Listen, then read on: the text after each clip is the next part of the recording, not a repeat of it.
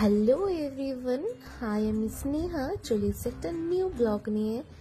এঁচড়ের, তোমরা তো এঁচড় রেজালা, এঁচড় চিংড়ি অনেক খেলো।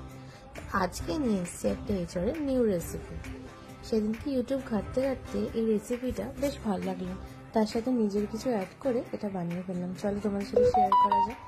এঁচড়টাকে ভালো করে সিদ্ধ করে তাতে গোটা 2টো আলু সিদ্ধ দিয়েছিলাম, দিয়ে ভালো করে স্ম্যাশ করে নিয়েছিলাম। তাতে দিয়ে দিয়েছিলাম নুন, হলুদ গুঁড়ো, লাল লঙ্কার গুঁড়ো, অল্প চিনি আর কুচি কুচি করে রাখা কাঁচা লঙ্কা দিয়ে ভালো করে সেটাকে মেখে নিয়েছিলাম। শেজওয়ান চাটনি আমার ফেভারিট, এটা কিন্তু অপশনাল, তোমরা চাইলে দিতেও পারো আবার নাও ইউজ করতে পারো। আদা রসুনের পেস্ট আর একটা ব্যাটার করার জন্য সেটাকে একটু অল্প কর্নফ্লাওয়ার দিয়ে ভালো করে মেখে নিয়েছিলাম। আর ওদিকে কেটে রাখা আলুগুলোকে কড়াইয়ে সাদা তেল দিয়ে ভালো করে ভেজে নিয়েছিলাম। তাতে দিয়ে দিয়েছিলাম অল্প পরিমাণে স্বাদ মতো নুন, অল্প হলুদ আর দিয়ে দিয়েছিলাম তাতে লাল লঙ্কার গুঁড়ো। তারপরে ভাজা ভাজা হয়ে গেলে তুলে নিয়েছিলাম। এদিকে স্ম্যাশ করে রাখা যে এঁচড়গুলো ছিল যেটাকে মেখেছিলাম সেগুলো বলের আকারে দিয়ে কড়াইতে ছাঁকা তেলে সেগুলোকে ভেজে নিয়েছিলাম। ভাজা ভাজা হয়ে গেলে, লাল লাল হয়ে গেলে সেগুলোকে তুলে নেব একটি পাত্রে।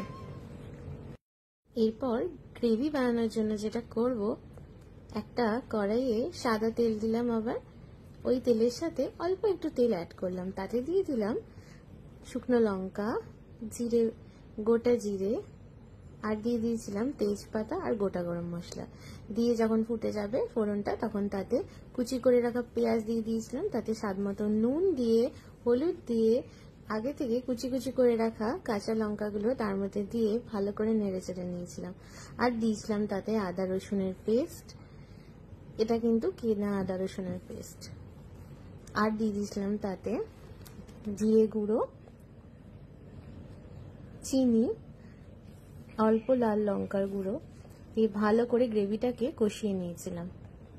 কষিয়ে নেওয়ার পরে যেই এখান থেকে গ্রেভি থেকে তেল বেরিয়ে যাবে, মোটামুটি একটু তেল তেল মতো বেরোবে, দেখবে এরকম একটা চেহারাটা হবে গ্রেভিটার, এরকম দেখতে হবে। তখন তাতে একটুখানি ব্রাউন সুগার দিয়ে দিয়েছিলাম আর আগে থেকে ফাটিয়ে রাখা টক দইটাকে এর মধ্যে দিয়ে দিয়েছিলাম। আর দিয়েছিলাম টমেটো পিউরি পেস্ট। ঠিক আছে, টমেটোটা আগে দিলে ভালো হয়, আমি যেহেতু ভুলে গেছিলাম তাই একটু পরে দিয়েছিলাম। আর ভেজে রাখা আলুগুলোকে তার মধ্যে দিয়ে ভালো করে কষিয়ে, যে তেল বেরোতে থাকবে আরো বেশি, তাতে একটু আগে থেকে করে রাখা গরম জল কড়াইয়ে তার মধ্যে দিয়ে ভালো করে যখন ঝোলটা ফুটে ফুটে যাবে, তখন তাতে দিয়ে দেবো এঁচড়ের কোফতাগুলোকে। এই কোফতাগুলোকে দিয়ে ভালো মতো ওর মধ্যে মশলা ঢুকে গেলে অল্প একটু সামান্য মিডিয়াম লো ফ্লেমে ঢেকে রাখবো। বেশি ঢাকলে কিন্তু ঝোল শুকিয়ে যাবে। যদি তোমাদের গ্রেভি গ্রেভি মতো একটু বেশি লাগে তাহলে কিন্তু বেশি সেটাকে ঢেকে রেখে কষাবে না। তারপরে তাতে গরম মশলার গুঁড়ো আর দিয়ে দিয়েছিলাম অল্প ঘি। ব্যাস রেডি এঁচড়ের কোফতা কারি। কেমন লাগলো ভিডিওটা অবশ্যই জানিও। এটা কিন্তু তোমরা ডিনার বা লাঞ্চে আরামসে খেতে পারবে, আর এটাতে তোমার রুটি বা ভাত যে কোনো কিছুর সাথে খুব ভালো লাগবে। টাটা।